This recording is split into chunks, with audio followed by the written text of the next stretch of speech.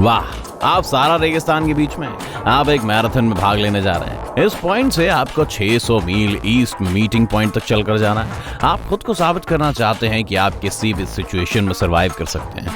खुला समुद्र, अंटार्कटिका की बर्फीली भूमि, अमेज़न जंगल, आप हर जगह जा चुके हैं। अब गर्म रेगिस्तान की बारी है। किसी भी यात्रा में सफलता का राज इसकी तैयारी है। आप आवश्यक सामान से भरा एक बड़ा बैकपैक लें।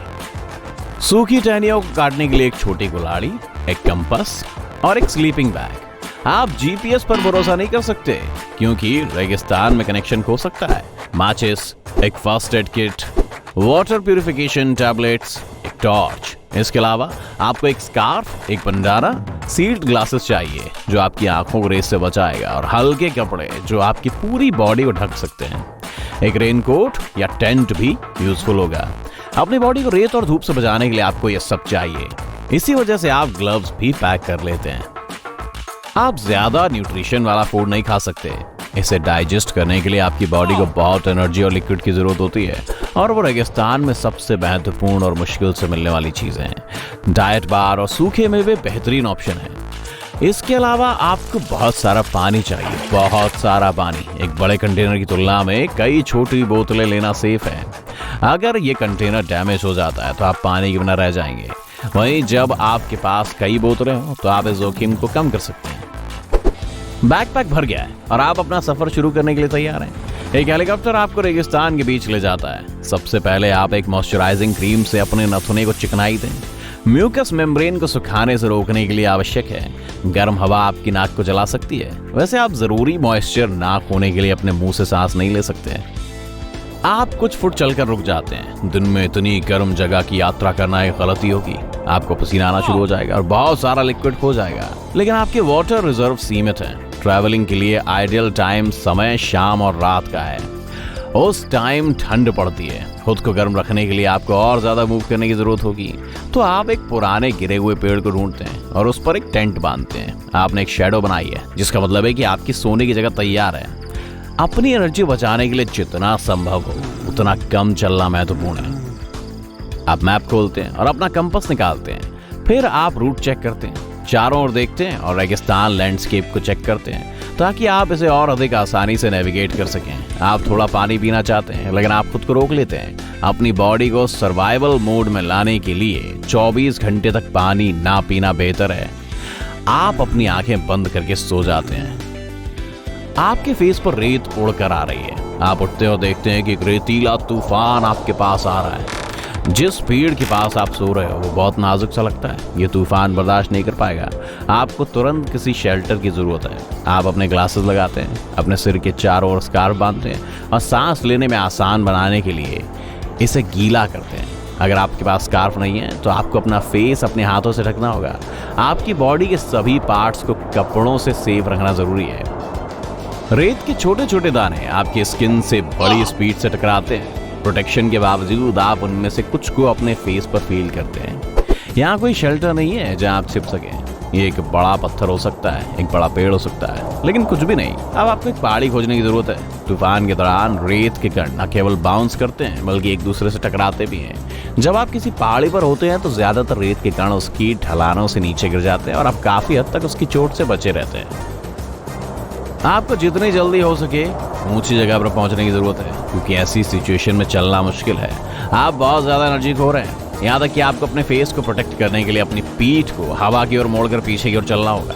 तूफान तेज होता जा रहा है, लेकिन सौभाग्य से आप पहले से ही ऊपर की ओर बढ़ रहे हैं। आप अपने आप को एक छोटी रेतीली पहाड़ी पर पाते हैं। आप अपने टेंट को अपनी बॉडी के चारों लपेटें और वेट करें। आप थक कर फिर सो जाते हैं। 2 घंटे बीत जाते हैं। आप आंख खोलते और सुनते हैं सन्नाटा। तूफान खत्म हो गया है। आप टेंट हटा देते हैं, रेत को झाड़ते हैं और इलाके को इंस्पेक्ट करते हैं। शाम करीब आती जा रही है। सूरज अब गर्म नहीं है। आप रूट चेक करने के लिए मैप के साथ कंपास निकालते हैं, लेकिन अगले ही पल आप पाते हैं कि रेतीले तूफान ने आसपास के लैंडस्केप को पूरी तरह से चेंज कर दिया है।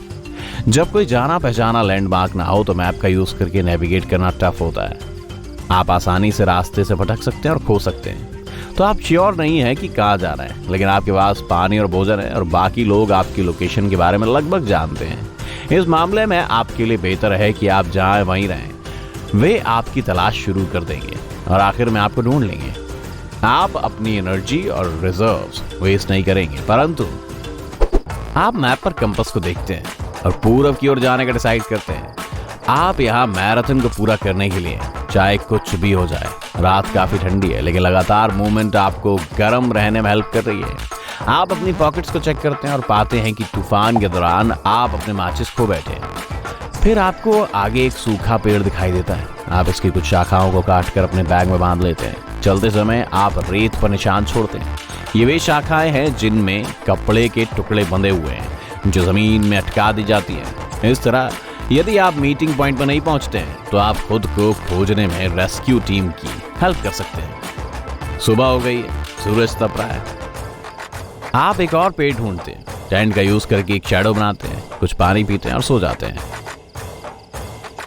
रात में आप पेड़ की शाखाओं को काट देते हैं और फिर से रेगिस्तान में घूमते हैं। ऐसा लगता है कि आप खो गए। आपका पानी प्लान से ज्यादा स्पीड से खत्म हो रहा है। आप एनर्जी बार का नाश्ता कर रहे हैं और आपकी बॉडी और भी ज्यादा पानी की मांग करती है। इस कंडीशन में सबसे खास बात शांत रहना है। डर आपकी एनर्जी को खत्म कर देता है।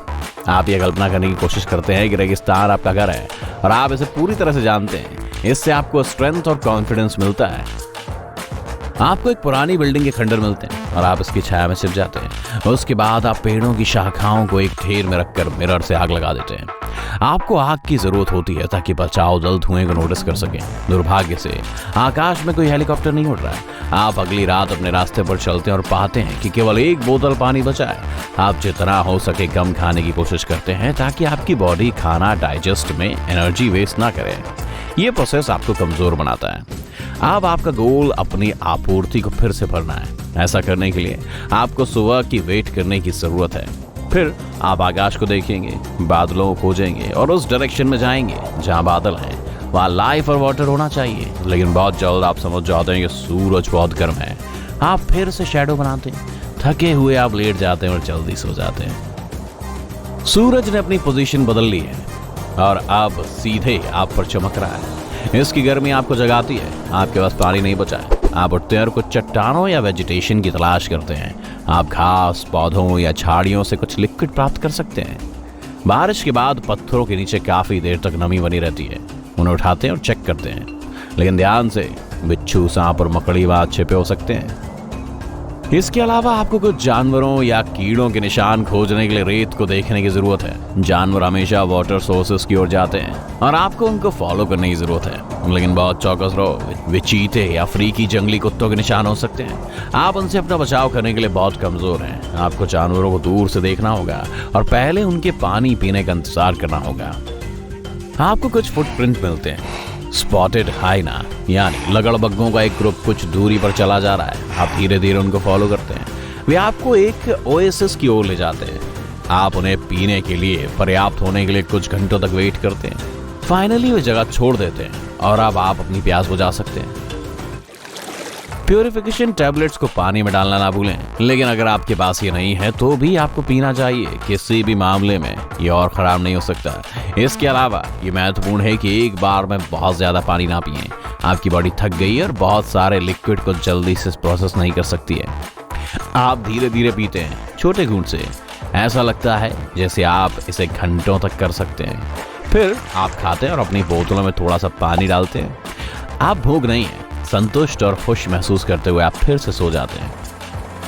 कुछ शोर आपको जगा देता है। एक हेलीकॉप्टर ये ठीक आपके ऊपर उड़ रहा है। आप चिल्लाते और हाथ हिलाते हैं, लेकिन रेस्क्यू टीम आपको नोटिस नहीं करती। आग लगाने में बहुत देर हो चुकी है। हेलीकॉप्टर जा रहा है। सोचो। आप मिरर को बाहर निकालते हैं, सूर्य की किरणों को पकड़ते हैं और इसे हेलीकॉप्टर पर डायरेक्ट करते हैं। रेस्क्यू टीम ने आपको नोटिस कर लिया। आप बचा लिए गए।